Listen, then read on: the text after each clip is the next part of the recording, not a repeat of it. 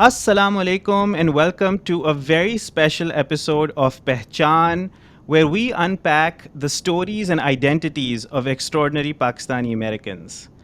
Today we have a very special episode because I've invited my dear friend Danish Munir, who happens to be a founding partner at a venture capital firm here in New York City that's dedicated to delivering breakthroughs in the mental health and wellness space.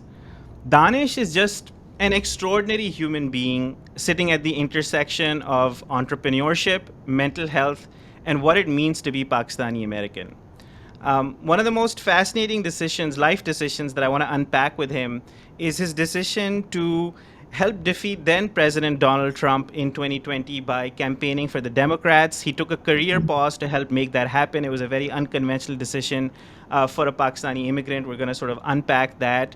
We're also going to trace his life journey or walk along with him as he moves from the dusty streets of Karachi to the gritty streets of New York City, and how and what he learned about life, his own identity, and about us as a community as he went through that journey.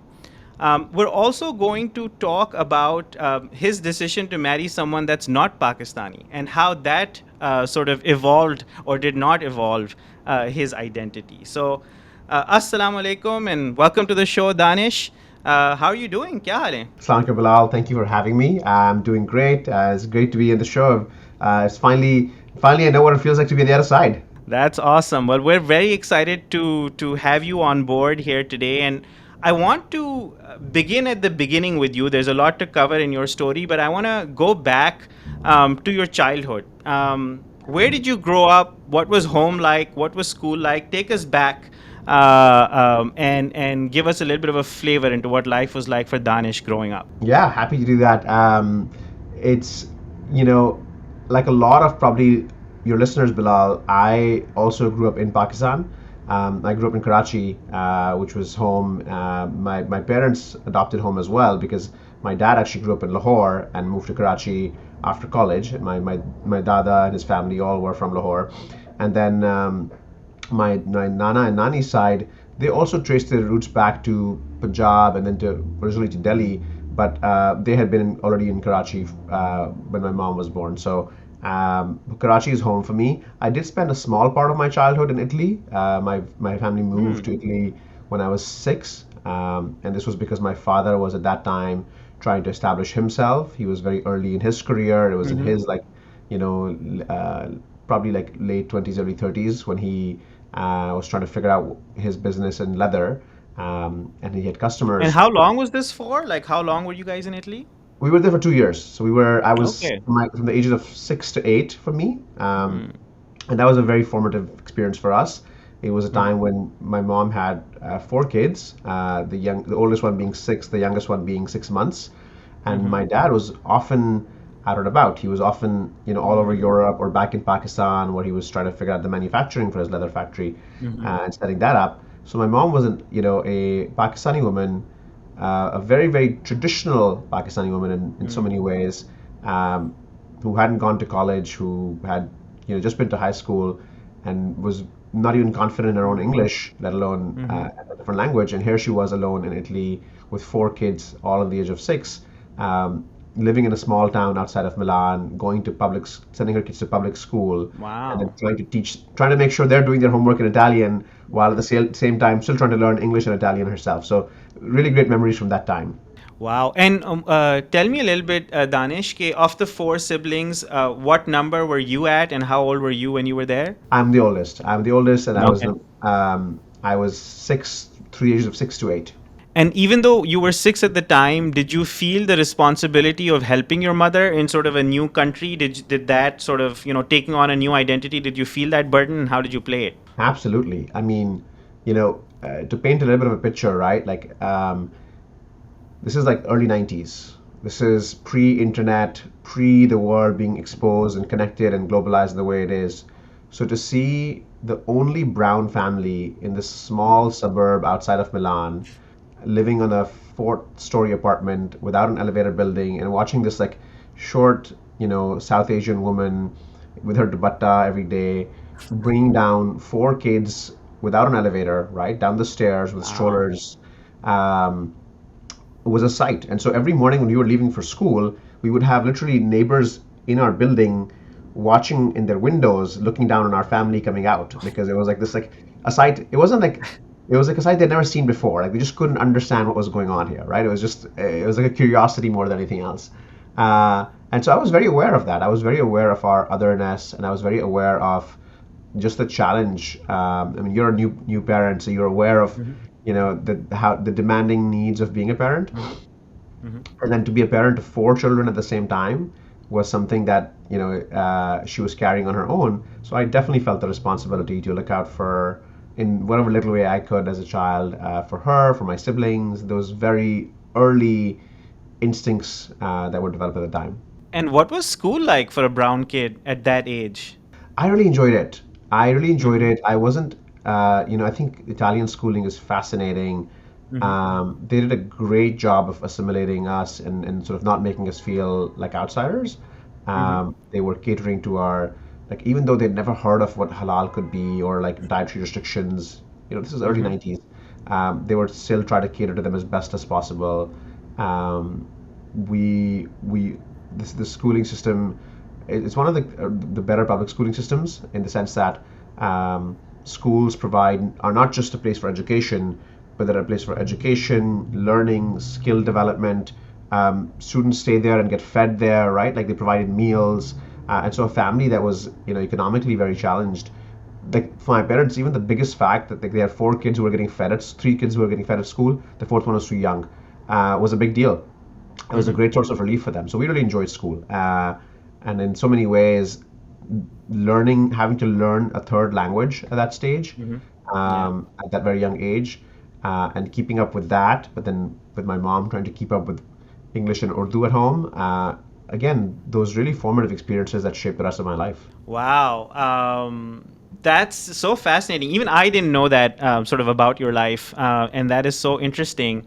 I think you know this, but I spent like 8 years of my life in Riyadh, so a completely different context than Italy. But from when I was 8 to when I was 17, and actually, when I came back to Pakistan, that's the only time where I've experienced sort of culture shock in my life. Even though I've moved constantly throughout my life, the only time I've experienced culture shock is when I moved back to Pakistan, because I had forgot it, even though it was home, I had forgotten how to sort of deal with people or kids my age. So, talk to me a little bit about when you moved from Italy back to Pakistan. What was that like? Were you resentful that you were moving back? Were you happy that you were moving back? Was it home? I was excited. I was generally like, I think I was like a generally an optimistic kid. Mm-hmm. And so it was nice to be back in Pakistan. We had a lot of family. My nanny's house, probably again one of those like anchor memories of my childhood, right? We spent a lot of time there. So even when we were in Italy, we would come back for the summers and spend all summer at my nanny's house. And we had like I think 15 cousins there growing up, and so it was like this big Nazabat ke ilake mein Mm-hmm. this big Haveli Mm-hmm. type house, right? So it was really nice memories. School was I the reason it didn't feel difficult or awkward was because I was just generally an awkward kid, right? So like being Mm-hmm. awkward was sort of like the default state for me, Mm-hmm. and that remained that way for a very long time, which I know you might not believe because you and I met at a time in my life where I maybe was a little bit less awkward. But Mm-hmm. I didn't have friends at school. I didn't have friends at Mm-hmm. school. I was like the nerdy kid who dressed funny, who was the teacher's pet in so many ways, and all the kids weren't happy about that, um, and who didn't speak Urdu or English. And I was going to the school. My first school back was Happy Home. It Mm-hmm. was a school that was like in the metric system, which is still a great system. But in that Mm-hmm. system, you know, there was like this kid who was like almost like a foreigner, right? And it was the only Mm-hmm. one of that type. So I Mm-hmm. really stuck out like a Mm-hmm. sore thumb. And so there was like there was incidents of bullying and this and that, whatever. I'm blessed with this gift where uh, I'm very successfully able to block out negative memories, and so I don't actually remember a Mm-hmm. lot of the awkward incidents or some of those bullying incidents. But I really enjoyed it because it allowed me to focus on doing the things that I enjoyed, which was like math and reading and those kinds of things. Wow. So for anybody who knows Danish today, like for Danish to say this is like mind blowing, because I have not seen him as a kid. I've seen him as an adult, and Danish is one of the most friendliest people on earth, and the amount of friends and sort of the kind of network he has. Anytime like I meet him, I'm like, I wish I had the kind of friends that Danish had. So to see him sort of say that, I mean, it is going to be fascinating as we explore that journey of how you went from awkward to being less awkward in life. I think that's also an interesting identity exploration for us to make.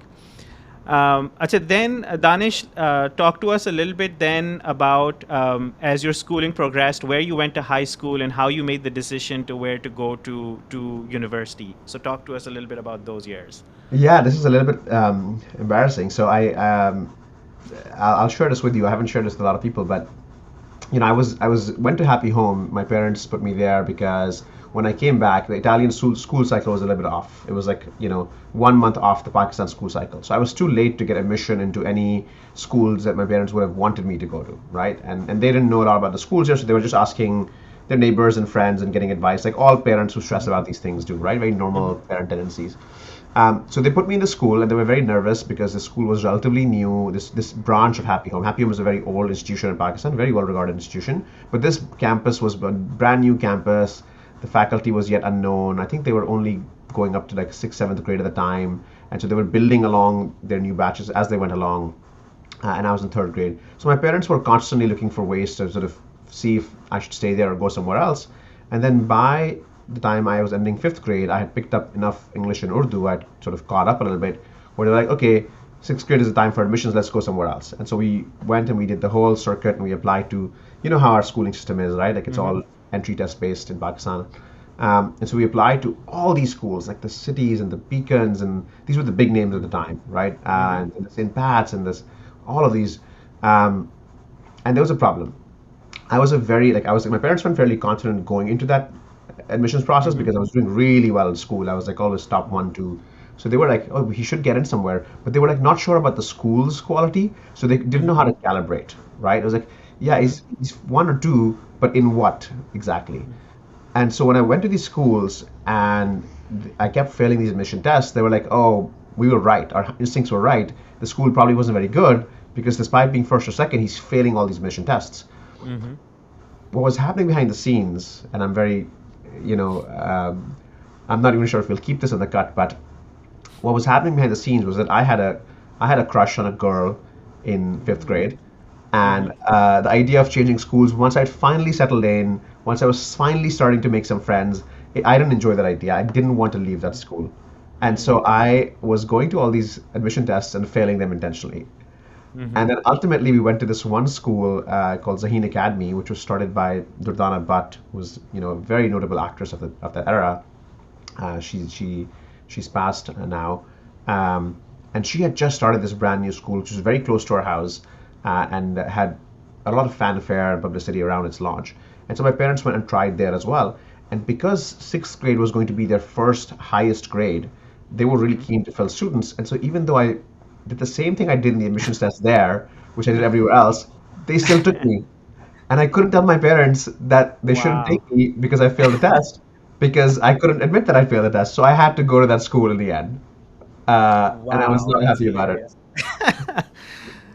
But anyway, long story short, stayed a few years there. Ultimately, that school struggled a bit in retaining staff and things like that. So I ended up at overnight, I ended up at the school called Bayview High, where I did my O levels. I shifted from metric to O levels, and that happened in the middle of 10th grade. So I had a bit of catching up to do. Wow. Uh, How and tough was that, by the way, in 10th grade to shift from metric to O levels? Zaheen had a bit of a mixed trajectory. They were doing some things that were trying to prepare for O levels, like the maths and sciences, but a lot of the Pakistan studies and Islamiyat and a lot of the other subjects, they were Urdu, they were like focused on like the metrics system. And so it was a bit of a mixed bag. I, Alhamdulillah, again, just blessed that I had a lot of focus in my early years on studying, so I had strong foundations. I was able to catch up fairly quickly, did well in that school, continued to stay awkward, and was an annoying kid who like shows up late and did well, and so all the students were like, "Who is this guy?" Right? But it was during that time where I first started having the inklings of a little bit of self-awareness and like this desire to want to change. I could see that there was like these cool kids at school, right, who were much more popular, had a lot more friends. One of them particularly, was someone who both got really good grades and was very social and popular. And I was really impressed with him, and we became friends. He became one of my best friends at the time. His name was Rafe Sofi. I think you may know him. Mm-hmm. Mm-hmm. Um, and I still think of him as one of the biggest influences in my life. He and I, that summer after O levels, when we were waiting for our results to apply to A levels, we used to hang out a lot that summer. And he opened up to me and shared with me about all these various challenges that he himself and his family was going through at the time, like things that would like, Mm-hmm. bring a lot of hardship to anyone and bring anyone down. Mm-hmm. And despite all of that, and despite going through all of that stress and anxiety, he was really holding his own. He was really being resilient at school. He was making a lot of Wow. friends. He was kind of keeping this like Mm-hmm. perspective on like what matters long term and not letting Mm-hmm. every small thing get to him, which sometimes can happen when you're a little bit like academically inclined. You can get a little bit like nervous about every small thing. Mm-hmm. Um, and so I learned that from him. And so when I was, when our results came and we both got into KGS and we were going to KGS that fall, I decided that, oh, I'm going to be a different person. I'm going to walk in here and I'm going to be a lot more focused on how I connect with people and how I understand them and how I relate to them. And that became like a priority for me. Mm-hmm. And it, I found that it was actually not that hard. Once I decided that I wanted to have friends, Mm-hmm.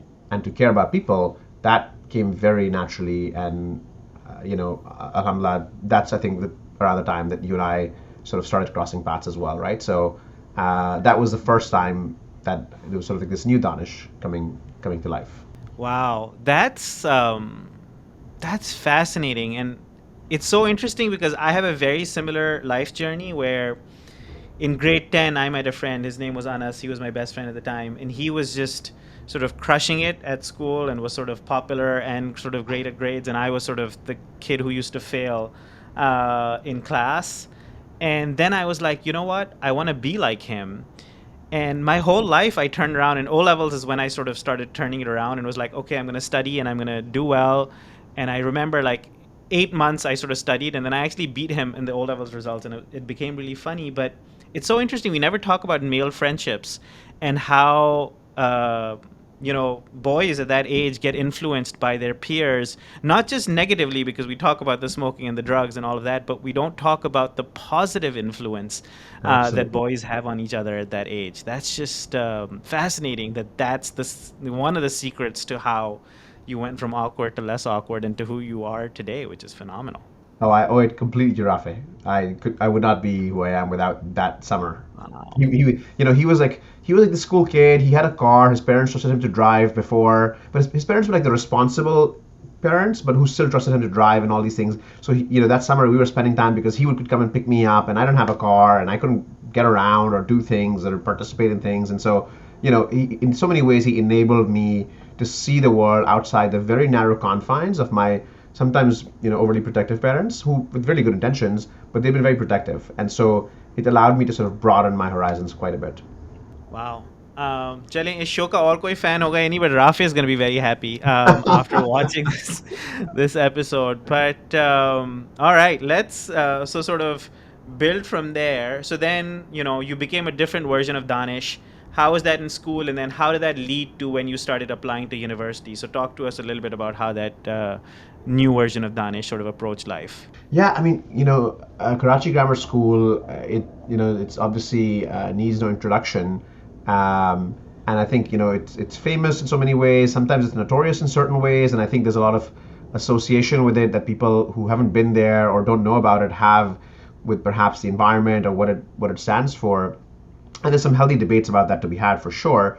But I found it to be a complete blessing, right? Like as a young person who came from a very humble background, who had grown up in like very tight circumstances, and whose family oftentimes would struggle to figure out like how to pay for education, to arrive at this place where the standard and the quality of the education and the peers and then the extracurriculars was so high, and then more importantly, 2/3 of our A-level class, right, was new to KGS. They were what Mm, internally were called newgies, mm, and these were new grammarians. These are kids who were coming from all over the city.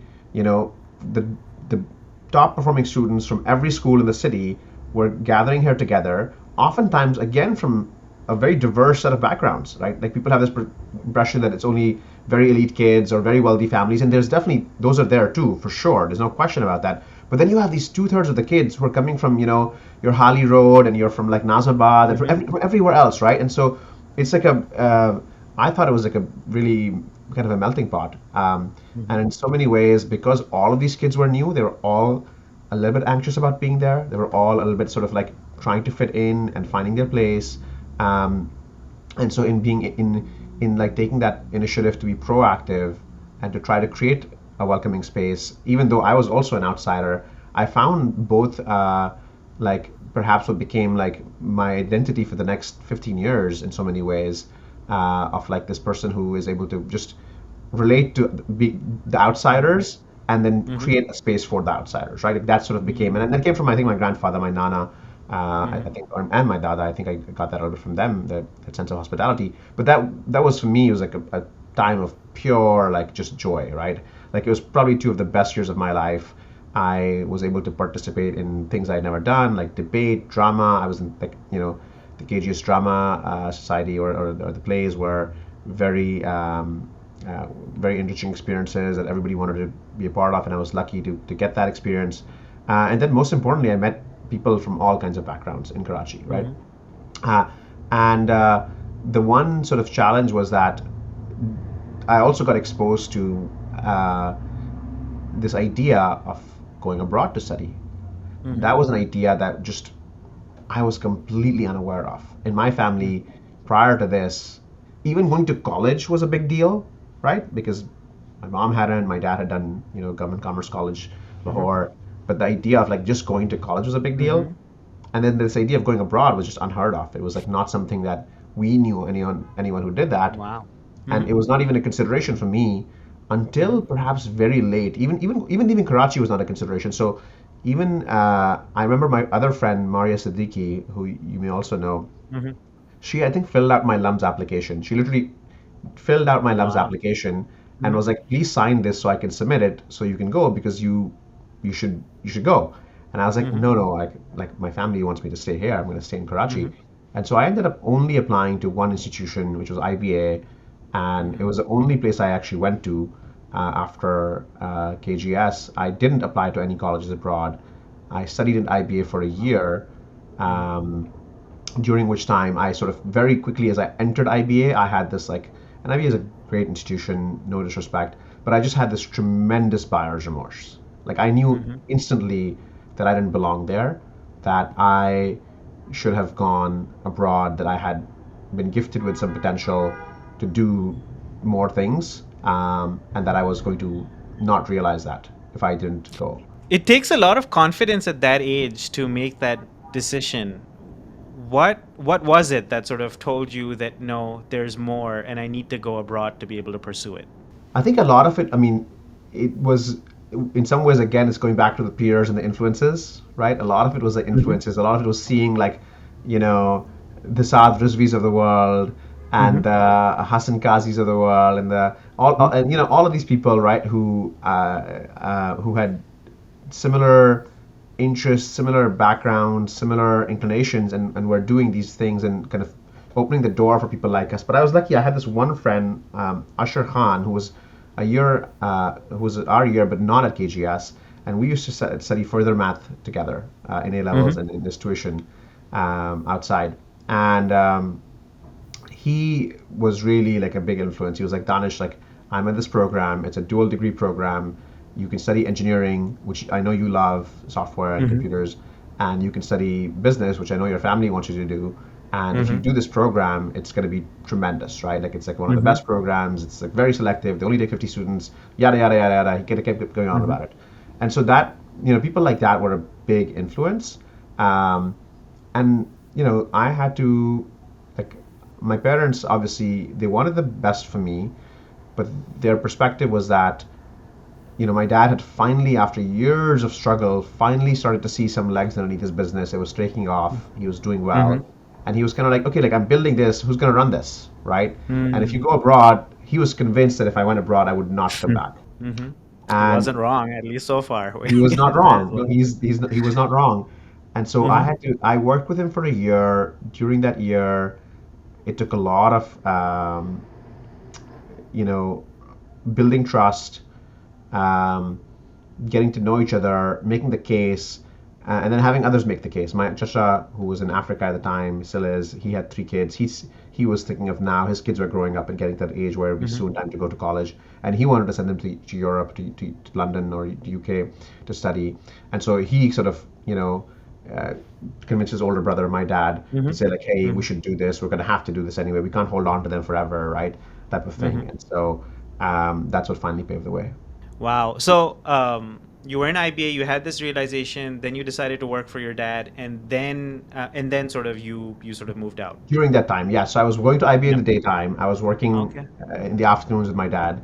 I was going to his factory in Karangi, and then I decided very quickly in the first month or so. I decided. So I took my tests and whatever I had was remaining. Went to the counselors, did the whole admissions process that fall, and then by spring when the results started coming in, I had made the decision to.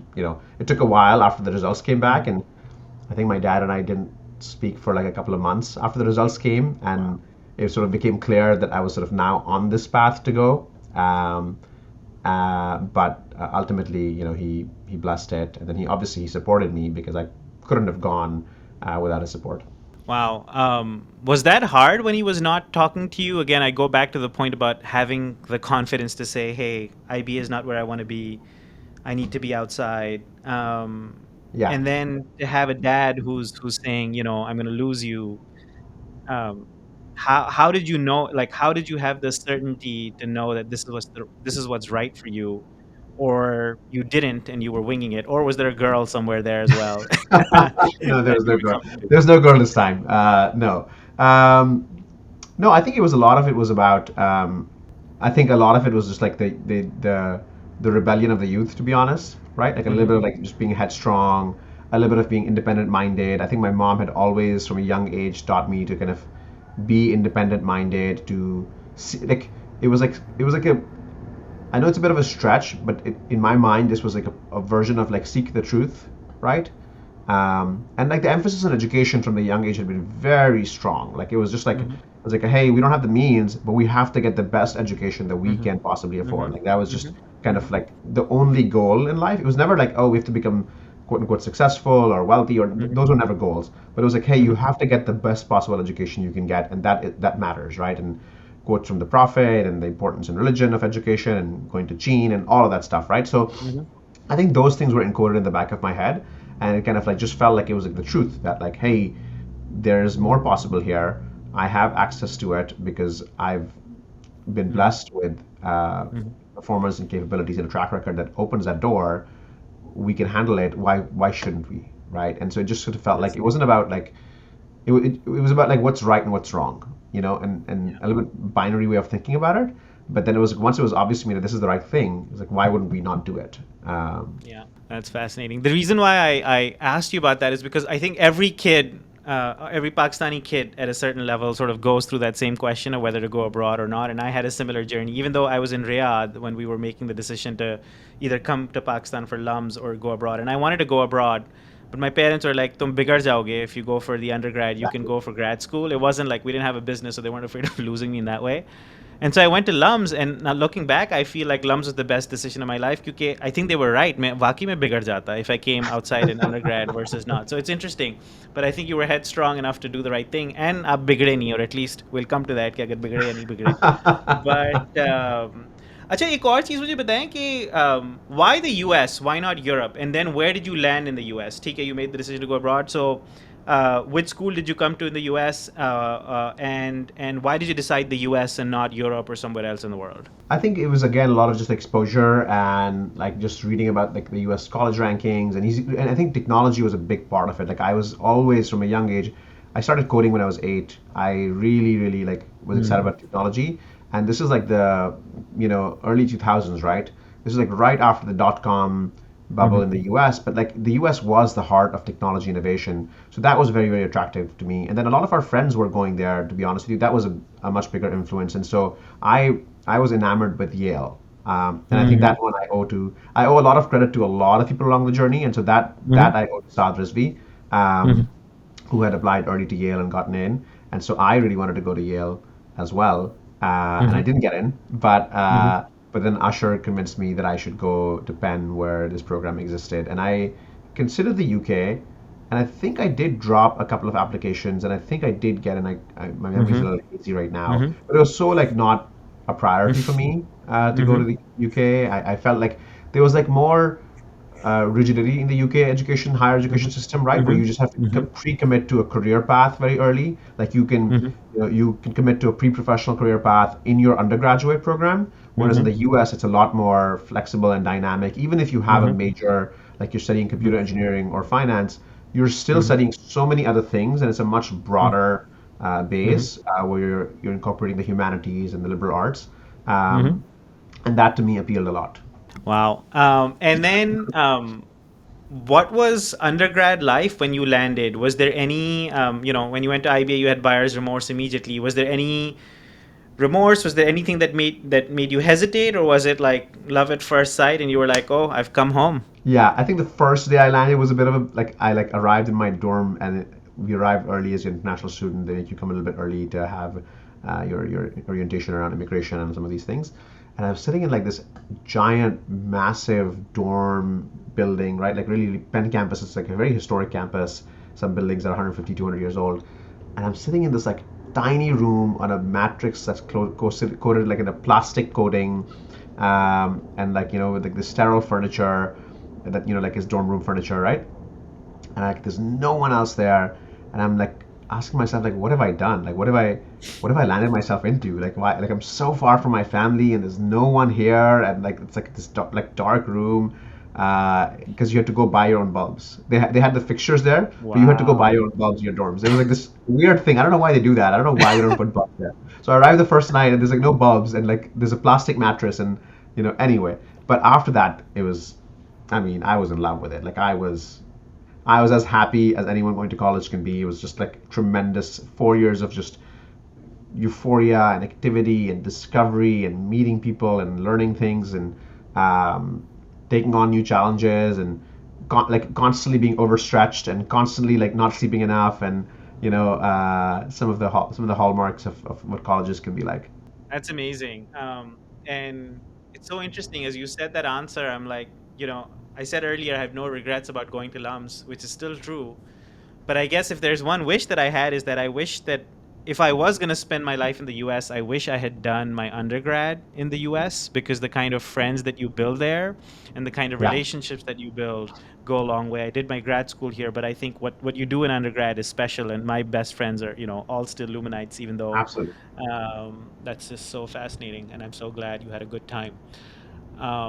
So now talk to me a little bit about as your actually let's talk a little bit about those 4 years. Did you see yourself evolve in those 4 years, like in terms of your own identity, uh, whether it's cultural, religious, or even sort of national Yeah, identity? How did you see those evolve in those 4 years? massively. I mean, those were so formative years, right? There's so Hmm. many.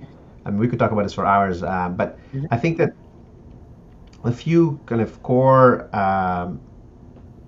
reflections that I have about that time are one, that coming into the US, my identity was really tied to my national identity about being Hmm. Pakistani, right? Hmm. And that was like the primary dominant identity. Like being Hmm. Muslim was there, it was like in the Hmm. background, but it was like not such a dominant identity. And it's because the reality is that you live in and you live in Pakistan, you grew up in Pakistan, your identity is the common denominator is your majority Sunni, right? And so if you grew up Hmm. Sunni, you're not even thinking about what sects even mean, Hmm. right? You only think Hmm. about sects if you are Yeah. not in the majority, which is sad, Hmm. right?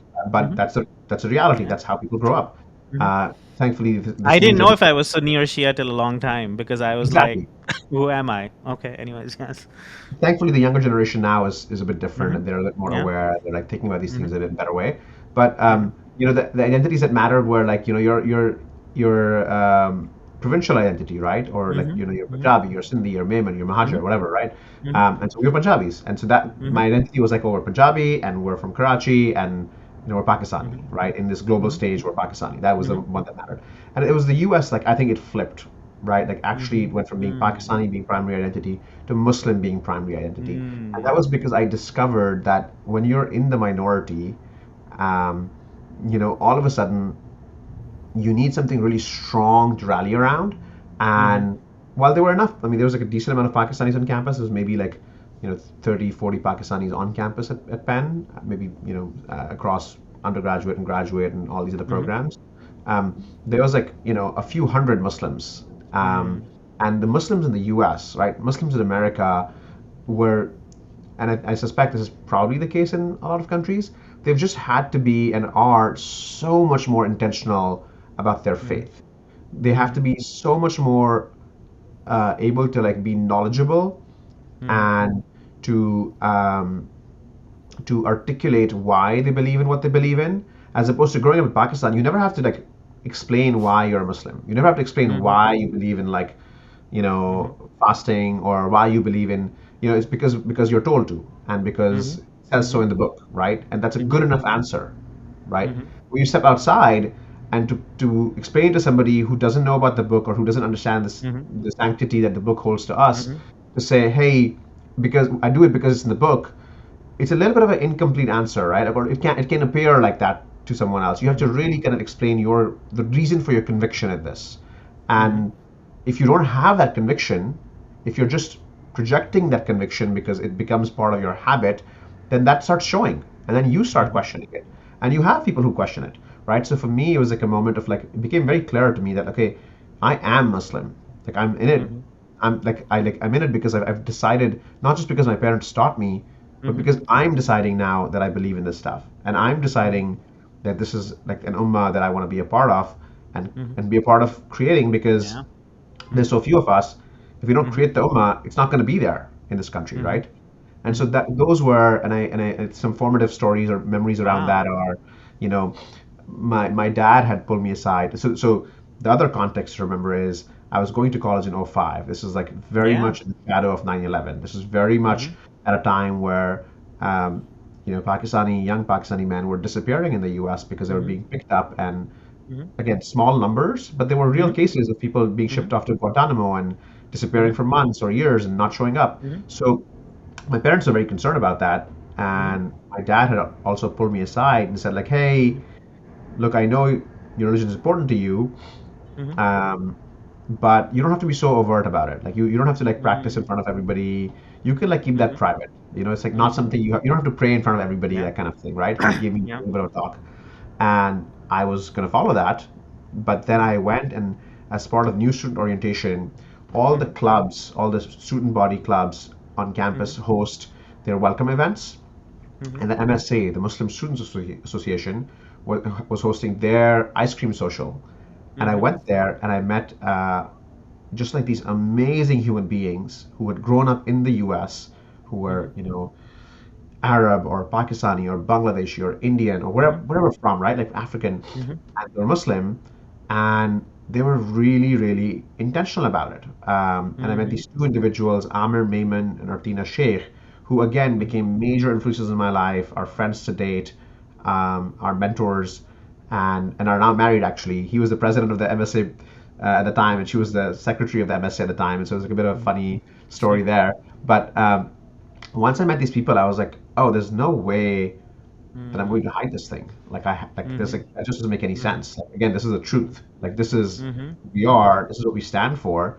Why would I hide this? And so that became like a huge part of my identity. And even though I was involved with the Pakistan Society at Penn, I was president of that. I also became very active with and I joined the Pakistan Society in the first year. I joined the MSA in the second year. But over time, by the time I was leaving, I was actually Mhm. much more attached, and to date, continue to be very invested and attached to the Penn Muslim Students Association. Whereas like the Pakistan Society became a little bit of a, it's cool, but it became a little bit of the backdrop for me. Acha, one counterfactual question, just an interesting hypothesis or thought experiment. Had 9/11 not happened, do you think your Muslim identity would have subsumed your Pakistani identity? Oh my God, it's so hard to tell because Mm-hmm. I only Yeah. know this country, from Uh-huh. '05 onward, so I don't know what it's like. And I've heard that, Muslims were a lot more in the background and kind of under the Mm-hmm. radar and maybe were less overt. But I have to Mhm. still imagine that, if you're living in like suburban America or rural America Mhm. and you're having to go build a mosque and you're Mm. having to go form your identity around that, which they did, they built a lot of Mhm. mosques. Um, I still think that, I see that Yeah. being people's primary identity. I see that Yeah. being what people rally around, and the level of bridge building that exists within Mhm. Muslims in America from different national backgrounds is Mhm. actually far stronger than the bridge building between Muslim countries in the Muslim world, Mhm. right? Mhm. Yeah. And I think that is a hallmark of, and I think it's very different from the UK, by the way, where, Mhm. like the joke is that like London is like uh, if New York is a melting pot, then London is a tossed salad, right? Where you Mhm. have all the similar level of diverse ingredients, but they just haven't melded Yeah. as much as like in a Mhm. melting pot, they kind of just Mhm. come together. Uh, Yeah. and I think that is something particularly unique to the US. अच्छा ये भी बताएं कि when you were in your undergrad and maybe like a little bit right after it, when you used to come back and visit Pakistan and your friends here, back home, could you feel the difference? And I think that's where we started colliding as well. Like I knew your friends there, and that's how I got to know you. Like, could you feel like you were different from them? Because you were asserting your Muslim identity here, or did you feel more Pakistani when you came back to Pakistan and were like, okay, I'm still friends with them at a human level? No, no, no. I mean, I felt it didn't mean I didn't feel Pakistani at all. Like I'm still am like my primary identity on a Mm-hmm. national level is still Pakistani, right? Like I Mm-hmm. don't. I think you asked this question earlier, and I don't know we're gonna get Mm-hmm. to it at some point. Yeah. But I don't consider myself American Mm-hmm. Mm-hmm. or Pakistani American. I'm Pakistani. I still don't have an American passport, so technically I am not American in Yeah. any way at all. Mm-hmm. I have a green card, but Mm-hmm. even if that changes, I still consider myself Pakistani. It's not going away in any shape or Mm-hmm. form. But what I mean to say is that my sense of community Mm. was centered around Muslimness, not Mm-hmm. Pakistaniness, right? Mm-hmm. Even though I was showing up as a Pakistani in the Muslim Mm-hmm. crowd, but Mm-hmm. my affinity was to that. And so as a result, going back, no, things didn't change at all. I Mm-hmm. found myself, very comfortable.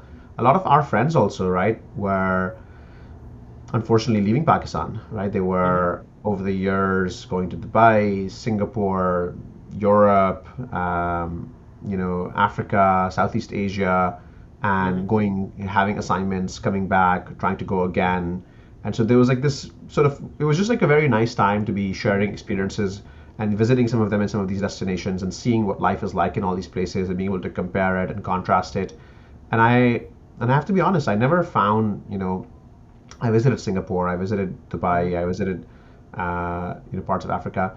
I never found myself attracted to live in any of those Mm-hmm. places because I didn't because of the thing that was missing was I didn't find that a Muslim community in those places Mm-hmm. that was so intentional. There were a lot of Muslims, right? These Mm-hmm. places were overwhelmingly Muslim majority sometimes, some of them, Yeah. not all of them. But the Muslim community that I found in America, I have not found Yeah. anywhere else. It's so fascinating because when I visit masjids in America, I say that, after Makkah and Medina, and I grew up in Riyadh, so I was in Makkah and Medina every other month. I was like, after Riyadh, if I've seen a place that can bring together Muslims of all shapes and colors and sizes, it's America. Like where you go to a mosque and you're just like, wow. And you don't see that anywhere. It's ironic that you say, you couldn't find a Muslim community in Dubai, which is a Muslim country, but the intentionality is what's so special, and it's so true. Yeah, Wow. I'll drop a hot take, right? Like I think that like Hmm. if you think about like an idea of like a renaissance in Hmm. Islam, right? Like kind of like if you think about like okay, we have like this like idea of like a Silicon Valley, which is where Hmm. like the frontiers of technology Hmm. are, right? And Hmm. where like the next technologies come from. Um, and that's the Silicon Valley. I think if you think Hmm. about like applying a similar concept to kind of where is like the Renaissance happening Hmm. in Muslim thinking and Muslim scholarship, right? And for many years that has been like Hmm. in the East, like Al Hmm. Azhar and Hmm. universities in like Malaysia and Indonesia and like Hmm. obviously a lot of scholarship in Riyadh Hmm. as well. But I think that like we're like in a decade, or Mhm. perhaps the past decade, where like actually the Renaissance in Muslim Mhm. scholarship and in Muslim thinking and sort of thinking about how to hold on to and practice and bring Islam to life, but in Yeah. today's day and age and in this time, um, and to reconcile with this idea that the world is changing and yet you can still be Mhm. Muslim. I think that work in is Mhm. not exclusively, but in large parts happening here, right? In places like Yeah. Dallas, Bayina, or Mhm. Zaytun, Yeah. or all of these places, which um, I think it says something. Yeah, I don't think this is a hot take. I think it's a very profound take, and it's something that I struggle with. Even as I was sort of thinking about this podcast, I'm like, do I want to make this about Pakistani Americans or Muslim Americans? Because both of them are exciting in their own ways. Where Pakistani Americans are like a couple of years from breaking through in sort of, whether it's art, like where we're just bubbling all over the place, whether it's Aruj Aftab or Salman Tour or Kumail Nanjiani, like where we're beginning Marvel, like we're beginning to come into the mainstream 2 3 years, like we're gonna be sort of a really special sort of community to watch. And then there's the Muslim American community, which is like growing in ways and asserting itself in ways that are so interesting. Yeah. And I think the scholarship underlying that and what you're talking about from a Renaissance point of view, it's so interesting how it's happening at a Muslim American level, but also then happening within individual communities within that space. It's fascinating. Maybe that's another podcast, sort Yeah. of that we Yeah, need to but work on the on. Pakistani American Mhm. level also there's a lot of interest. Like you said, there's a lot of interesting things happening in the arts, and I still like, I mean, I still bleed green, like, I mean, don't get Mhm. me wrong. Yeah. Like I my Mhm. my fridge is still stocked with bakola. My Mhm. wife still, like, scratches her head about it. My I'm still like watching all the cricket. I'm still tuned into the politics. Like, don't get like, Mhm. just because like Yeah. the Yeah. Muslim identity is important to me doesn't mean I've left that other stuff Mhm. behind. And and when I think about like lifelong causes, or when I think about what could be like the greatest, like when we all think about, okay, what will I have to show for the end of my life, Mhm. and if there's Mhm. anything that I sort of would be proud of, if I get there, or if I have a chance to do it, Mhm. it'll be attached to Pakistan. It'll be attached to Mhm. like being able to contribute or give back in some way there, right? And so that part is never going away. Yeah, and that's so fascinating and it's so special, and I'm gonna come to that in a second. But I want to rewind back. I think I missed an important question when you were moving to the U.S. and your dad wasn't talking to you, and he was like, "I'm gonna lose my son. He's never gonna come back." Did you give him a झूठी तसल्ली कि मैं आ जाऊंगा वापस? And did you actually think कि आप वापस आ जाओगे, या did you know कि okay, I'm going and I'm gonna stay here? I did. I thought that I would be back. I actually made a commitment. I made a promise that I would be gone for 4 years, and I think it's probably like the only like, like serious promise that I've broken in my life. I try to take my promises very seriously, and I've this is one that I broke, and it was one that haunted me for a decade. It wasn't like I woke up one day and I was like, okay, I'm going to break this. It was more that after 4 years of studying here, when the opportunity arose to work here for a little bit and to get those experiences, and again, sort of like just having had the experiences I'd had, the track record I'd Mhm. had, the opportunities were showing up, the doors are opening, and it was kind of like, okay, do I want to not even taste this? Do I not even want to like Mhm. try what it's like, right? And build some Mhm. skills. And so it was very incremental. It was very like, okay, I'm going to stay here for 1 year, and I'm going to try this one Mhm. work experience, and I'm going to see what it's like to work in America, right? And what it's like Mhm. to work in a professional work environment. Mhm. Not to say we don't have professional work environments in Pakistan, we do, Mhm. but it was sort of Mhm. like, places like Lehman Brothers or Microsoft, right? Like Mhm. uh, opportunities that you just didn't have at that time back there. Mhm. Things have changed a lot there too. So it was 1 year at a time, Yeah. and it kind of kept being Mhm. 1 year at a time, and the next opportunity kept showing up. And at some point, Mhm. it was like there was like this real tension in me that I think I was actually avoiding dealing with and facing, Mhm. because I was extremely torn about the pull of like wanting to go back to, most importantly, first and foremost, to fulfill the promise and the commitment to my Mhm. parents, but Mhm. then but then also to be there with them, to be closer to Mhm. them, and to also be back in Pakistan, and to contribute to what I felt like was a place that had so much potential and Mhm. just needed more hands, just needed more people to roll up their sleeves and do some work, right? Mhm. And so that, on the one hand, that was the one pull, and the second was like, I was in my 20s and was building a life here with friendships, Mm-hmm. relationships, career opportunities, professional networks that were starting to Mm-hmm. get deeper and deeper and Mm-hmm. deeper, Mm-hmm. and that were just really hard to walk away from, right? It was just very Mm-hmm. hard to drop those things. Um, and so that lasted like I think a good 5 7 years after college, where I didn't confront that decision head on, and I kind of kept having this like sort of like किसी चीज को टालते हैं ना आप एक Mm-hmm. मसला आया होता है और आप उस मसले को टालते Mm-hmm. हैं और आप उस मसले Mm. को उसको आप डील नहीं करते. Yeah. Mm-hmm. That's what I was doing, uh, and at some point I had to just my parents confronted me and then I had to just deal with it, and it introduced a lot of tension into our relationship.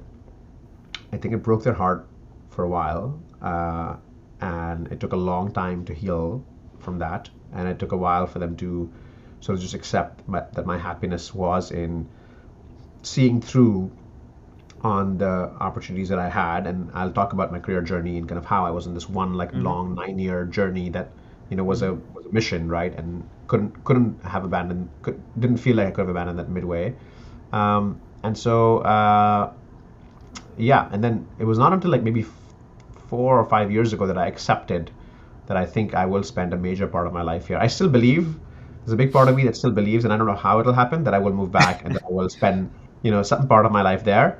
And practically that feels harder and harder every day, but I still like believe that that will happen. I think that's the principal contradiction of this podcast is to uncover why every Pakistani thinks that they're going to move back, and to sort of unwrap and finally find an answer to that mystery. But I want to move to your career journey. But before I do that, you shared something which is deeply personal, and if you're comfortable, I'd love for you to talk a little bit more about it. But when your parents confronted you a couple of years after, sort of you were here, okay, hey, are you coming back or are you planning to stay? And I'm assuming you essentially said, I'm going to stay. How hard was that, and what was the language? Was it very emotional? Was it like an Indian drama, or was it just like the Oh, oof. anticlimactic, and you just said, "I'm No, here," and no. then it affected your It relationship? was like a Pakistani drama with the multiple time zoom in and the panning of the cameras and like how could you say that and like हम मर जाएंगे and all of the emotions and the Pakistani ways of expressing all of those emotions, right? Like the very Mm-hmm. unique Pakistani ways of expressing those emotions. Um, no, it was hard. It was hard. There was crying, there was tears, there was yelling, there was like not talking to each other, there was like hugging each other, there was like everything, right? And I think it was different. It was unique with my mom. It was unique with my dad. It was unique with my siblings, who, Mm-hmm. um, in our culture, you know this really well. Like, as the eldest son, there's like certain expectations and certain Mm-hmm. responsibilities, and you have a Mm-hmm. role to play. And your Mm-hmm. younger siblings also look up to you to play that Mm-hmm. role. And so, in so many Mm-hmm. ways, I wasn't just letting my parents down, I was letting my siblings down as and when my Mm-hmm. parents had hardships or health issues or other things, and I wasn't there to deal with them. And the youngest ones had to deal with those things and be there and to carry that on their shoulders. I was letting them down, Mm-hmm. and Mm-hmm. for a long time, that affected our relationship as well, where they saw what they saw was an older brother who maybe had the best of intentions and they knew that Mm-hmm. he loved the family, but was consistently prioritizing his own friends and work friends and his Mm-hmm. career and his startup and all these things. Mm-hmm. And it somehow felt like family was always coming last because family was so far away. It was hard to put it first Mm-hmm. because it was so far away, right? Mm-hmm. Um, Mm-hmm. that created resentment there too. Um, Mm-hmm. and I think it took actually many years for that to heal as well. Wow. Did you ever internalize any of that? Did you feel like you were being selfish by staying in the US? I did. I mean, you have to accept that, right? Like you have to like accept that you're making a choice Mm-hmm. and that you're putting Mm-hmm. some of your own needs above other needs, for that others Mm-hmm. are expressing in the moment, right? And like it's like a very in the it's like a the question isn't like are you being selfish like lifelong or big Mm-hmm. picture or holistically. This question is like are you Mm-hmm. being selfish in the moment? And like there's no Mm-hmm. running away from that, right? Yeah. If you expand the aperture, you can find a lot of ways to console or soothe yourself. You can like tell yourself, Mm-hmm. things like, if I hadn't come here, then none of my siblings would Mm-hmm. have come here. Or if I hadn't fought that Mm-hmm. first fight Mm-hmm. to open the door, Mm-hmm. our family wouldn't have had these opportunities and Mm-hmm. experiences that they've had. Um, my sisters, alhamdulillah, were able to come here and study. My brother came here and studied. Um, Mm-hmm. and he's gone back, and one of my sisters is in London now. But they had a back and forth over the years, and in so many ways, like our family evolved, right? And we went from a family like Mm-hmm. within our broader family in Pakistan, we're probably the only set of siblings who've come to America and have studied America, and so Mm-hmm. my parents see that and they appreciate Mm-hmm. that. Like they appreciate Mm-hmm. what that did for opening our doors, not just in terms of opportunity, but just in terms of like Mm-hmm. worldviews and perspectives and open-mindedness, in terms of just accepting others and learning from others and seeing good in a lot of different ways instead of just like seeing good in one specific way. And so Mm-hmm. I think they have a very broad appreciation for that. And then they have an appreciation for what we've done with that. Like they have an appreciation for Mm-hmm. how each one of us has been able to take the gifts we've had Mm-hmm. from Allah Mm-hmm. and to channel them and manifest them in hopefully acts of service for the creation. But I think, and they appreciate that. But it's hard for a Mm-hmm. parent to be like that. All of that is enough to make up for what they would consider Yeah. potentially in a more dramatic moment losing a child, right? Like they haven't lost losses, but in a more dramatic moment it can feel like that. So Mm-hmm. that Yeah. that tension remains. Wow, fascinating. And thank you for sharing that. I think this is really hard to share, but this is really the purpose of why we're having this conversation because we don't have this conversation as a community. And so every time somebody goes through it, it feels like the first time anybody's ever going through it. And I imagine that you felt very alone, sort of going through this. And had this conversation been more public, it would have been easier for you to understand how to navigate it. Yeah, no, absolutely. I think it was really actually really interesting because my friends around me had I thought I was like really like in this unique situation where a lot of my Mm-hmm. friends, their parents were like telling their kids to go abroad and to not come back, right? There was like this Mm-hmm. sort of like oh, the future is better there. Why would you come back, Mm-hmm. right? Mm-hmm. Please try to stay there. Mm-hmm. Um, and I had the reverse, and I'm sure there's many people like that as Yeah. well. But my friends were in my friend circle in my community. It was like a very unique experience. Absolutely. And I think, उसमें भी flip होता है. Like, I think in my wife's case, in Aisha's case, like, I think her parents were encouraging her to go abroad, and I think that that was great. But I think then as they get older, that's when they start missing the kid. So they realize that they've lost the kid later. Yeah. And so it's not like, parents don't feel it. It's just that they feel it at different times for Yep. different reasons.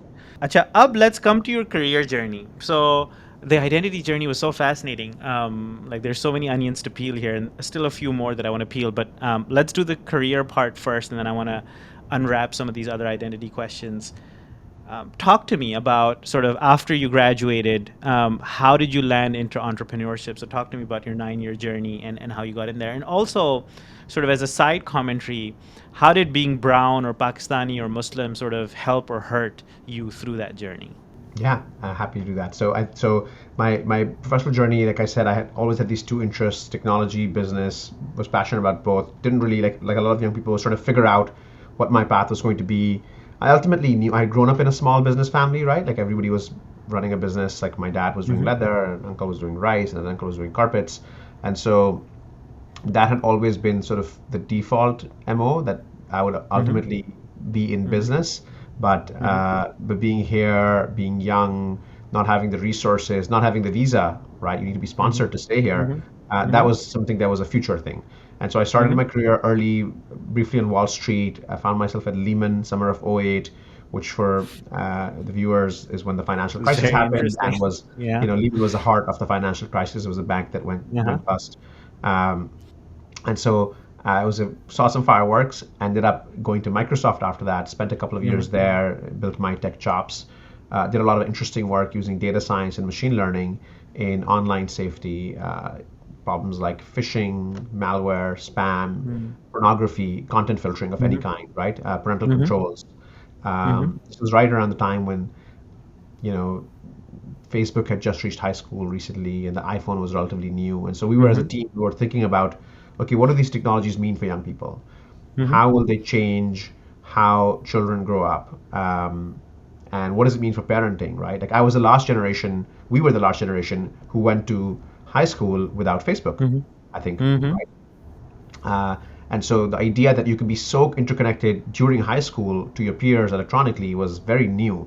And I was convinced that it was going to have some consequences. We didn't know the extent of those consequences at Mhm. that time. Today we have a very clear idea and we understand how Mhm. negative those consequences can be. There's some positives too, but overwhelmingly Mhm. negative consequences from that. And so that's the work I was doing at Microsoft, which became one of the natural pathways to getting into my startup, which is in mental health.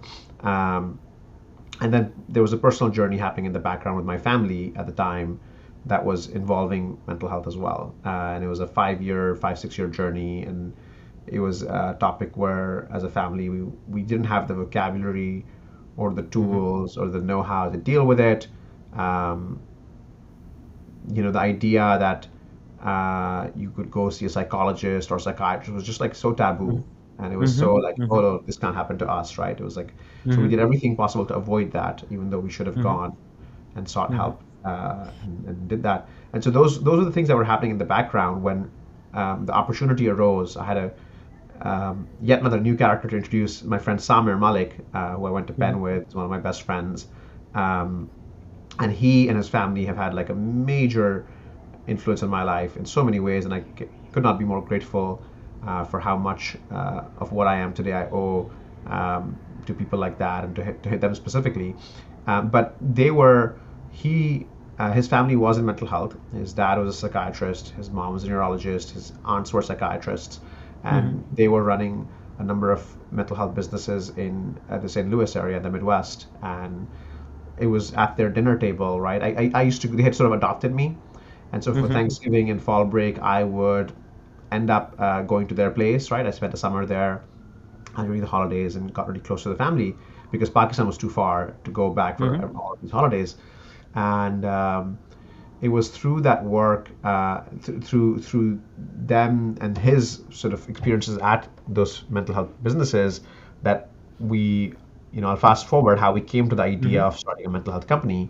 There was a big Mhm. need in the U.S., right? We discovered that 90 million Americans were living an hour and a half away from a psychiatrist in 2010, Mhm. which means that you Mhm. have to travel an hour. You have to do a three hour commute back and forth, or roughly spend half a business Mhm. day to see a Mhm. psychiatrist, which if you have to do that regularly for a long period of Mhm. time, if you're under care for some kind of serious mental illness like schizophrenia or bipolar or acute Mhm. addiction or other things, um, that's not going to happen. You're gonna fall off that care. You're not going to be able to maintain that, right? Especially if you are in the Medicaid population, which is Mhm. government insurance here, which is insurance for people who are either disabled or who are economically disadvantaged. Mhm. And so those people are often working hourly jobs or multiple Mhm. jobs, and for them to do this during business hours is just not practical, right, on a Mhm. recurring basis. Mhm. Um, and so he had this idea to start a company in that space, and he came to me as like one of his friends who was technical, and we had a third friend, Mubin, and the three of us got together and we started this company. It was called One Dock Way, and we had a 9-year journey building that business, which alhamdulillah became a very successful business. But when we started, there was no the mental health industry was very nascent, right? And the digital health industry was the term digital health didn't exist when we started. And Mhm. so we spent 3 years bootstrapping. There was no VC who wanted to touch the space, Mhm. right? Mhm. Who wanted to invest in this. And so we had to figure out how to uh, keep me on a visa while doing a startup, Mhm. which had almost no revenues, and to keep all of us afloat Mhm. and to support our whatever small team for three Mhm. years. And this was we were all very young. We didn't have like a lot of Mhm. savings or anything at that point, right? So it was a great experience. Kind of like one of those classic startup stories. We had Mhm. our first summer we had this house in like this somewhat sketchy part of town where like there was like 8 of us, including our many interns who were often Mhm. unfortunately very underpaid at the time. Mhm. And all of us were, and some of them were our siblings. We hired our siblings to work for us for free because we couldn't afford to hire paid interns. And so Mhm. there was 8 of us living in that startup house, and that was the classic beginnings, like Mhm. very like Mhm. tech Silicon Valley type of story. But we had a 9-year journey with that business. Alhamdulillah, eventually took off. Mhm. Eventually, things started Mhm. working. We raised capital. We got acquired by a private equity-backed business that was building pharmacies for the same mental health patients that we were treating. and then we Mm-hmm. kept scaling that business underneath them. And in 2018, we were the largest telepsychiatry company in the country. That Wow. was telepsychiatry for the audience is seeing Mm-hmm. patients via a psychiatrist online, right, via video. Mm-hmm. And at that Mm-hmm. time when we started, there was, you know, Zoom didn't exist and a lot of these technologies didn't Mm-hmm. exist. So we had to build everything from scratch. And a lot of times our patients didn't have smartphones or devices or data or internet Mm-hmm. connections. And so we had to find a way for them to go to a local clinic, sit in a Mm-hmm. room that we'd set up and see our Oh psychiatrist wow. who was remote Mm-hmm. somewhere else. So it was operationally complex. It was not just Mm-hmm. technologically hard, but it was operationally Mm-hmm. complex. And then we had to go hire the psychiatrists. So we had to hire Mm-hmm. hundreds of psychiatrists.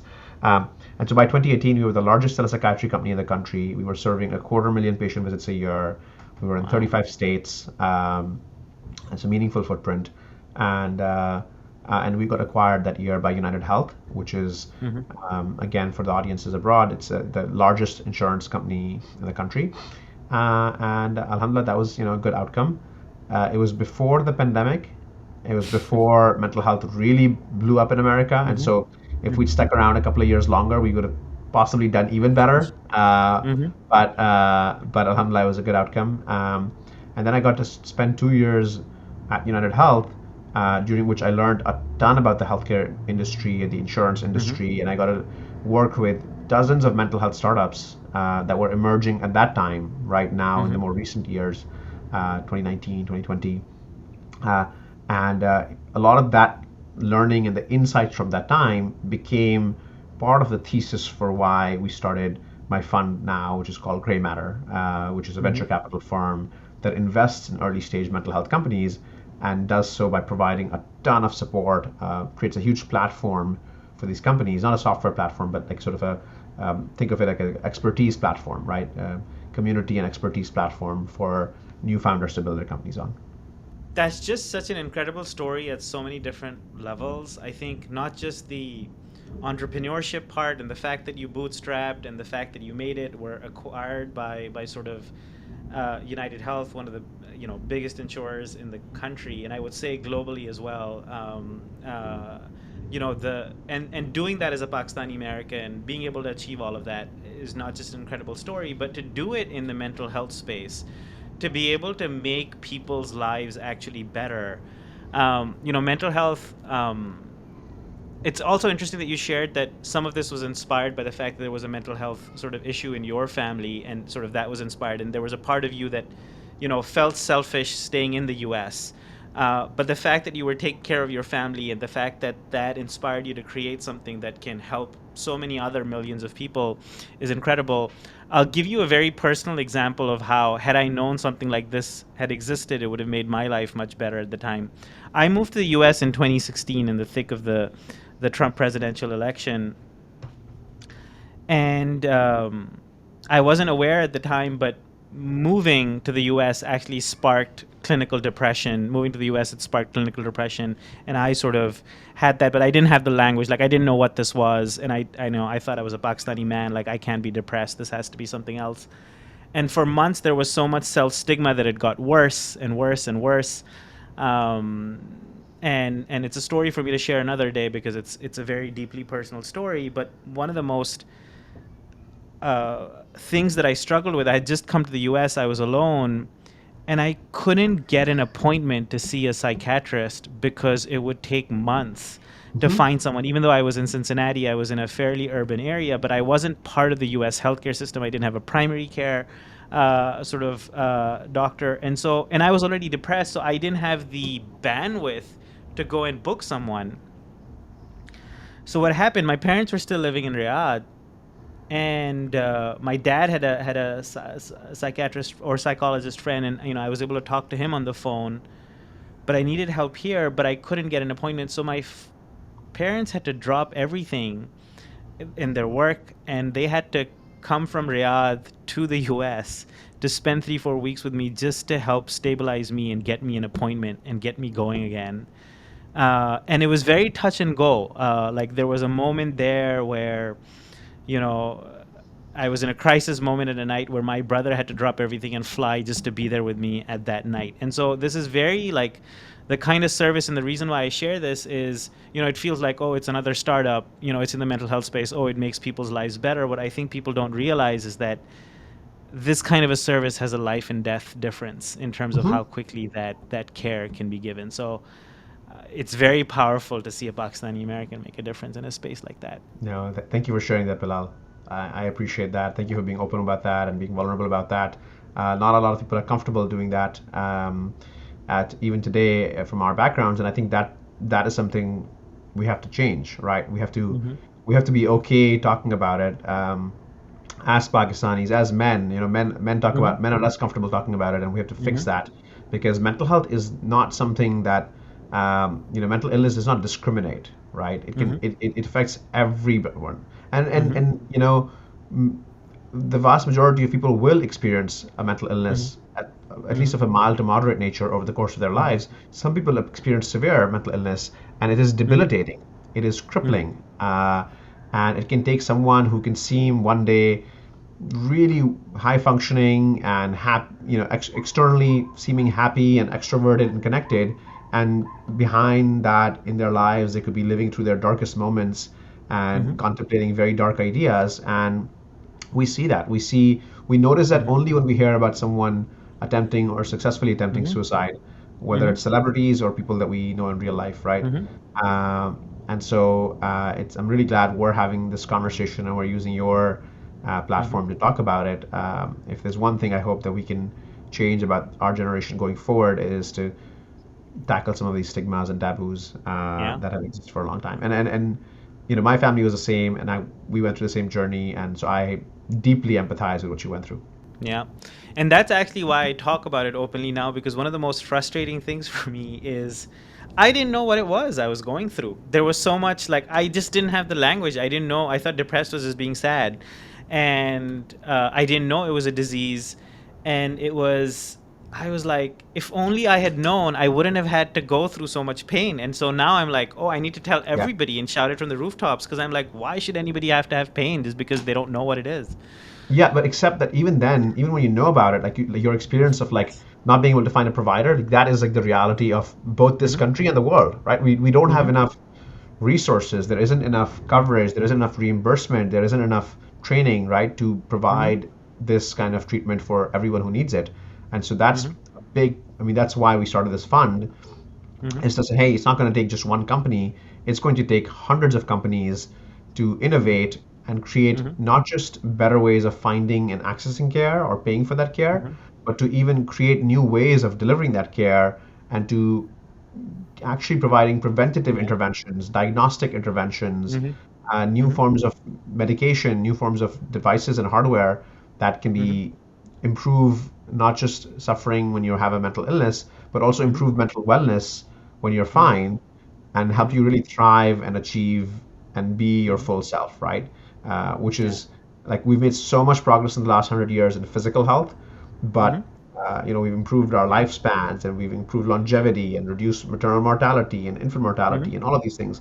But we're just at the beginning, at the cusp of like change in the brain and Hmm. in our understanding of the brain and the mind, Hmm. and we see Hmm. like the next couple of decades being really focused about that. And so that's what Gray Matter is about. No, that's fascinating, and more power to you. And you know, there's another. In fact, like we should have a podcast just on mental health and talking about the work that you're doing here. But there's another aspect to it, which is it's not just the self stigma. Also, it's also like once you get over that, and once you get the care that you need in terms of being in touch with someone, even then, like the stigma of actually taking medication, the stigma of actually taking therapy, like taking it all the way, that's also such a leap, and it's very hard. So the easier that you can make the access, and the more frictionless you can make that part, because it's very easy. Like I have a friend who's suffering right now, who I'm like, I'm sharing my experience with them. I'm like, just take medication, it'll get better. And they're in university, it costs a lot of money to go there, the appointments aren't available for 3 to 4 months. Absolutely. And I'm just like, we're living in the world's greatest superpower, like supposedly, like, everything should be on our fingertips. And yet there's just so much pain that, and me knowing all of this, like me understanding all of this, me being a champion of health, and I'm just seeing my friend sort of not being able to Yeah. get access to that health care, and it's just, you know. It's everywhere. One in four adults right now Mhm. have depression or anxiety in the world, right? One Mhm. in three teens. This is Mhm. actually particularly bad right now in this generation with the youth because of the effects of the internet and social media, and because a lot of the effects of the pandemic and staying back home for 2 years. Mhm. So one in three teens right now are experiencing depression or anxiety of some form. So this is something that is universal. But I appreciate you advocating for that, and I appreciate you kind of pushing forward. Absolutely. I want to ask you one sort of question within the entrepreneurial journey and you raising money and sort of being acquired. Did being Pakistani or being Muslim ever help or hurt you in your journey? Yeah, it's a really interesting question. I actually think about that question a lot now. I didn't actually think about it when I was going through it. I was not self-aware. I was Mm-hmm. not thinking about, oh, I'm showing up to these meetings and I'm a Pakistani or I have an Mm-hmm. accent. Now people in Pakistan would say I have an American accent, but for the longest part of my life, I was seen someone here having an accent, and I still am seen here as someone as having an accent. So in some ways, you're always an outsider. Mm-hmm. Um, but I didn't think about that then, and I now think about it, and I think that if it hadn't been, like, candidly, right, if it hadn't been for my co-founders being born and raised here, I don't know that I would have been able to successfully raise money. I like as a first-time Mm-hmm. founder who was foreign, I don't think I would have been. There are cases of people doing that successfully. I don't know if I would have been able to.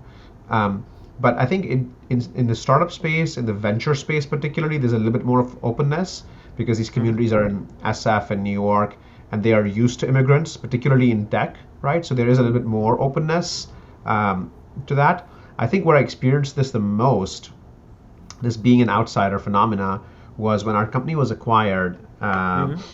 the first time, and a lot of our headquarters for our company Mm-hmm. that acquired us were in the Midwest, right? They were Mm-hmm. in Minnesota, and a lot of my work travel took me to the Midwest. A lot of our customers were in the Mm-hmm. Midwest. Mm-hmm. And so I would show up, in rural Illinois or Arkansas or Texas and um, Missouri, and we would be like three brown guys, youngish, me with an accent, or sometimes me when I was on my own, right? I think those are the rooms where it was harder, right? Like Mm-hmm. we would stick out more as sore thumbs, but everybody around us was like Mm-hmm. white and like, you know, older, Mm-hmm. twice our age, and had not interacted with that many people who were foreign or Mm-hmm. brown or Muslim. And so it showed up more there. And there was also like often me, particularly within even our team, being the tech Mm-hmm. guy, being the CTO, there was like always this perception of like, uh, being like the quote unquote the IT guy, right? It was like Mm-hmm. a lot of these people didn't understand what software engineering or tech Mm-hmm. innovation was. To them, it was IT, right? Like this Mm-hmm. image of like the guy like wiring up the routers or like Mm-hmm. whatever, like keeping the system running up at night, um, and sort of like this like important but like back end role, and so that Mm-hmm. was a struggle that I had to overcome in being able to learn how to show up in a different way, being able to learn how to step out of the box that they were putting me in automatically because of their own preconceived notions and biases and lived experiences. Mm-hmm. Um, and so I think that slowed things down a little bit along the way. But I think eventually, luckily as a team, we were pretty versatile. We had a lot of experiences. Summer, was very coming from a business world here, and I learned a lot from him, and we were able to overcome those. Wow, that's fascinating. I wonder if that played into your decision in 2020 to take a career break and say, you know what, I'm gonna try and defeat then President Donald Trump in your own sort of contributory Yeah, way. Talk to me about how you made that decision, what went into it, and what you actually did. yeah. So to recap, right? So in 2020, I left Optum in the summer of Mm-hmm. 2020. This was in June, and this is when the 2020 elections were under full swing, and President Biden was challenging Donald Trump, and Donald Trump was running for second term in office.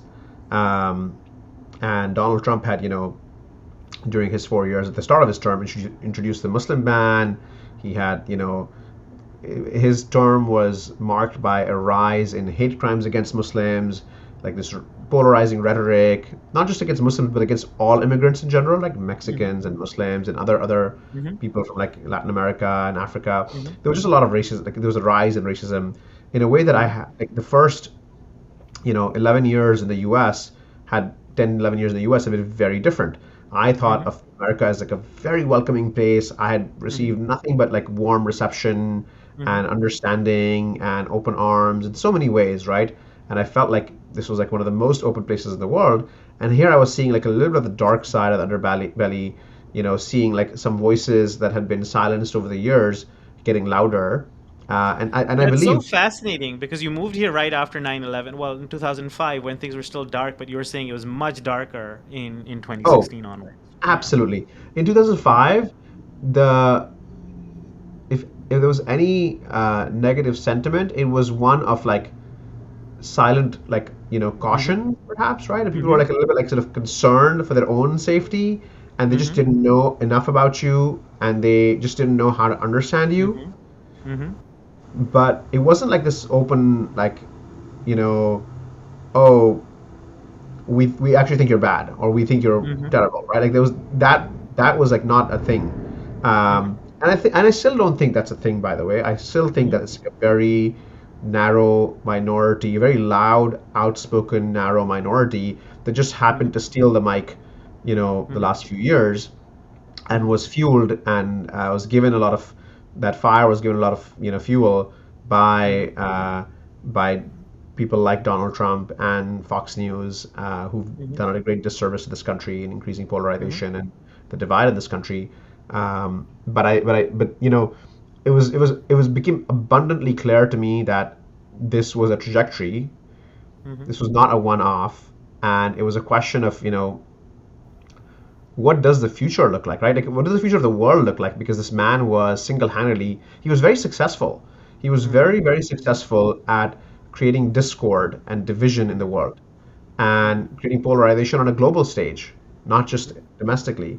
And so to me, it sort of felt like for the future of the world, for the future of, I don't have kids, but for the future of all of our collective kids in the future, Mhm. right? It felt Mhm. like it was important that this path not continue. And I had just finished, a 9 year stint with my company, and I needed a break, and I didn't want to go Mhm. back to starting. I knew if I started another company, it will take another 10 years, right? These Mhm. things are uh, commitments that are very demanding. And the opportunity arose. I think those are all the ingredients that made me jump into the elections. The thing that actually tipped me over, right? Uh, a lot of times, we grew up in Pakistan. We know that society has a lot of problems, government has a lot of problems, and at the same time, so many of us and our peers Mhm. feel this like Mhm. sense of helplessness, feel like this Mhm. sense of like, मैं क्या कर सकता हूँ, Mhm. right? Like, what am I going to do about it? Like, what Mhm. can my single, what is the action I can take? Like, okay, I'll go vote, but like, Mhm. what is my one vote going to do? Or I'll go Mhm. like, stand in a protest, and what will that do, right? Mhm. Um, and so I shared that, right? My Mhm. 10 years here, I had not been involved in any kind of politics, partly because Mhm. I didn't even have my green card. I was in an Mhm. H1 visa.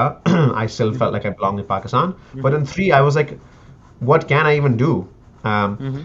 And in 2020, I met these people who shared with me these statistics, this organization called Emgage, Mhm. EMGAGE. And this organization, and a few other good ones like it, it's not the only one, there are a lot of other really good Muslim organizations Mhm. too. But what these organizations had been doing was that since 2016, since the Muslim ban, and even prior to that, but Mhm. really since 2016, very actively in a whole different gear, they had been organizing Muslims Mhm. to engage more civically, right? To Mhm. participate in democracy, to have a voice, Mhm. and they had uncovered what felt like was a very actionable opportunity. And so I'll share Mhm. some stats with you. Mhm. It turns out that in the US, Muslims are collectively, not Pakistanis, Muslims are like roughly 1% of the population, Mhm. right? Like there's a little bit over 1%. It's a Yeah. very small number, right? Mhm. And so if you're pragmatic and if you run the math, right, whether you're Democrat or Republican, Mhm. if there is ever like, you can have good values, you can have good ideas, you can be a good person, and you may want the best for everybody. But if there's ever a trade-off to be made in a political decision, if there's ever like a any Yeah. scarcity and you have to choose a Mm-hmm. party to stand for or against, it's very Mm-hmm. easy to throw somebody under the bus when they are just 1%. Mm-hmm. Mm-hmm. And of that 1%, by the way, the majority are not registered voters and the majority don't show up to vote, right? Mm-hmm. So our position is not one of strength. Mm-hmm. However, what this group showed me was that five of the six largest, I think roughly, don't quote me on it exactly, but I think five of the six largest Muslim population hubs and centers in the country happen to be in swing states. Ah. So the Mm-hmm. largest Muslim population hub is in like in the New York, New Jersey area, right? But Mm-hmm. then outside of that, it's Texas, Mm-hmm. Ohio, Mm-hmm. Pennsylvania, Mm-hmm. Florida, Michigan, Mm-hmm. and each one of these is, and California is probably the other one, big one. Again, California is blue, but all of these other ones are purple. They are swing states, which means Mm-hmm. they're contested elections each election Mm-hmm. cycle. Sometimes Mm-hmm. Democrats win, sometimes Republicans win, and so they matter. And within Mm-hmm. these states, Mm-hmm. Muslims happen to have enough numbers where their vote and enthusiastic turnout can actually tilt the balance. So effectively, in these small, despite being very, very small, Muslims have the potential to be kingmakers in Mm-hmm. these five swing states Mm-hmm. that are very important Mm-hmm. swing states if they get organized. Mm-hmm. And so that to me felt like a mandate that was achievable, right? That was like, Mm-hmm. okay, here's like something that we can actually do something about it. Mm-hmm. Um, and to give you a even more specific stat, and I'll promise I'll wrap up, but in Pennsylvania, for example, Hillary Clinton lost Pennsylvania in 2016 to Donald Trump by 45,000 votes. Mm-hmm. There were 40,000 registered Muslim voters in Pennsylvania in 2016, right? So Hillary Mm-hmm. lost by 45,000 votes. There were 40,000 registered Muslim voters in 2016. That number by 2020, through the work of these organizations, through going out Mm-hmm. and knocking on doors and calling people to Mm-hmm. register to vote, they had increased that number to 128,000 registered Muslim voters. Wow. So they had 3x the number of registered voters. That was 88,000 net new Muslim registered voters. And Hillary lost only by 45,000. So if you can go make that case and you go to the Democratic Party and you say, hey, Mm-hmm. we Yeah. will deliver this for you, guess what? Mm-hmm. Now all of a sudden you have a seat at the table. You're in a Mm-hmm. position to make demands. You're in a position to say, hey, repealing the Muslim ban has to be a day one agenda for President Biden. And he did that. Mm-hmm. We got that.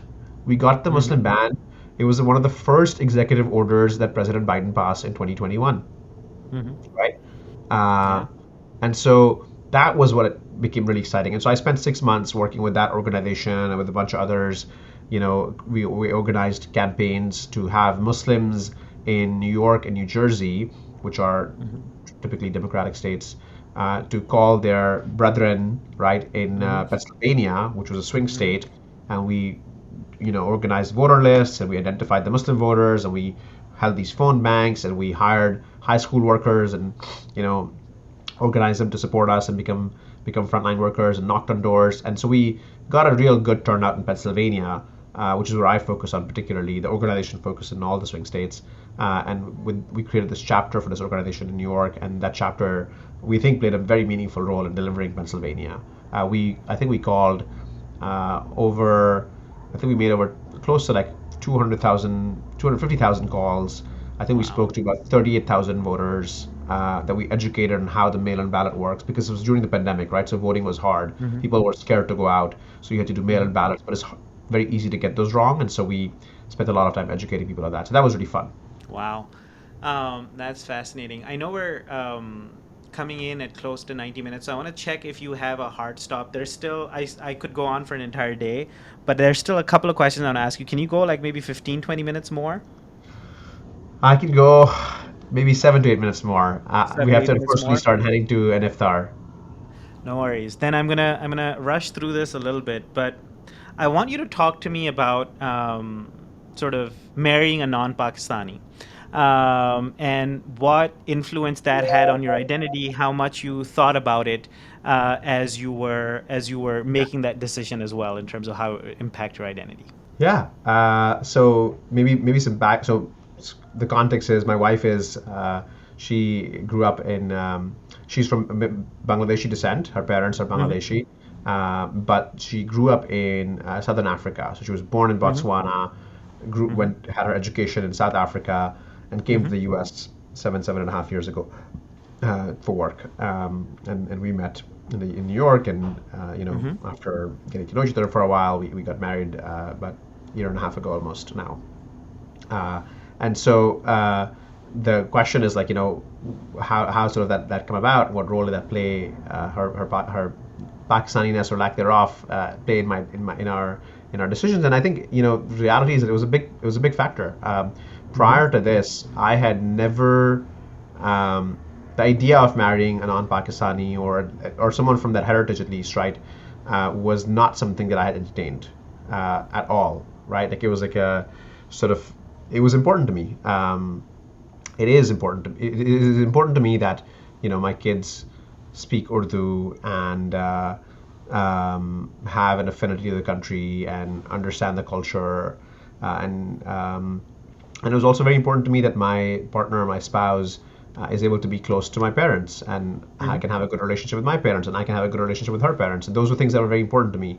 And obviously, language becomes a big factor there, um, and can sometimes become a barrier. So that's why I had never sort of Mm-hmm. entertained that idea until we met and we got to know each other, and we found that actually we had just such a high amount of shared um, worldview and lived experience and perspectives on life and values. And we both grew up abroad. We both have this idea of what it's like to like code switch across different cultures and languages. And Natasha's just an incredibly, you've met her, she's just an Mm-hmm. incredibly generous, kind, thoughtful, wise person, a really fun person. And so as we got to know each other, it was someone who if it hadn't been for the Pakistaniness, it was very obvious to me that I wanted to do this. And then the Pakistani Mm-hmm. piece, I had to kind of, work on myself and sort of ask myself these questions of like, why does it matter to me, and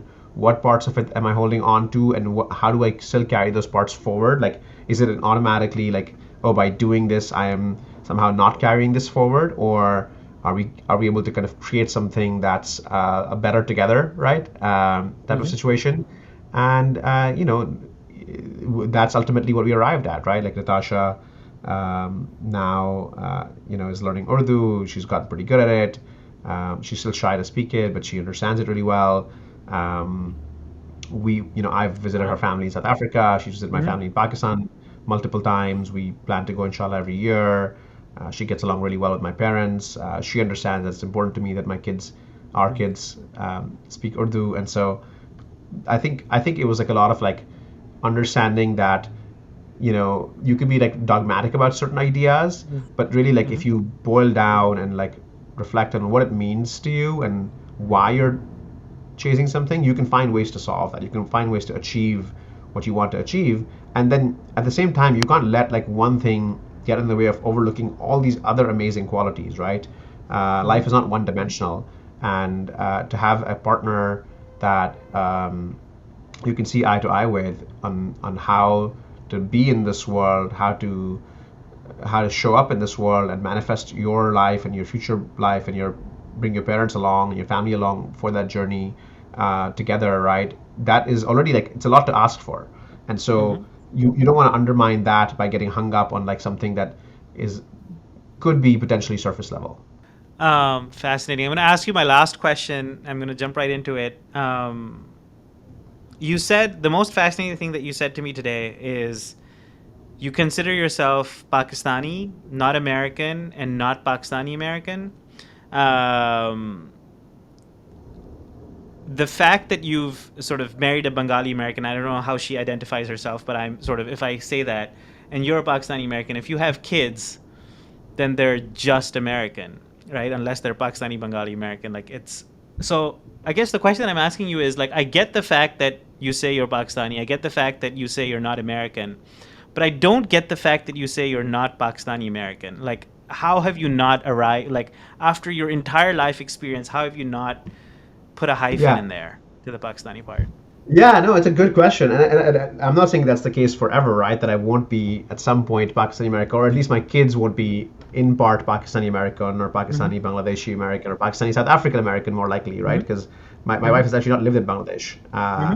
She lived only in Botswana and South Africa prior to this, and so Hmm. what our kids will be is a TBD. There's definitely Hmm. going to be a Pakistani in there with many many hyphens. Uh, and inshallah we will spend time in Pakistan as well. Hmm. We will, when we have kids, we definitely Hmm. want them to be exposed to Pakistan. And Hmm. when I think about my future career decisions, I think about it very proactively that I have to find a way to create space in my Hmm. career at some point that permits me or leads me to Pakistan in some way. Like that's, inshallah, like that's a goal. But the reason I don't think of myself as American today, I mean, I think it's like a very practical thing. Like I don't have the passport, I can't Hmm. vote, Hmm. and so there's a that's like sort of like the more tongue-in-cheek answer. I think the real answer is that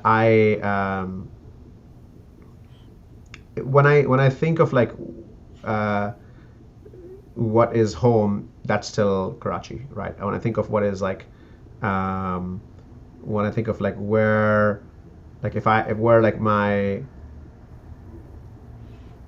who I am because of Hmm.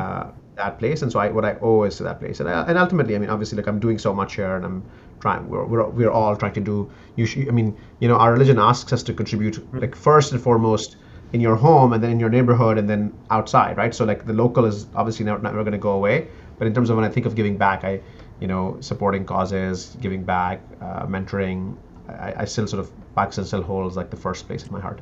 Thank you, Danish. I seriously, we need to have you back on because this was a fascinating conversation and I could talk to you for hours more. But the most interesting thing that you said in terms of your last answer is that my kids are going to be TBD in terms of their identity. And I remember when we were kids, we used to think about American born Pakistanis as ABCDs.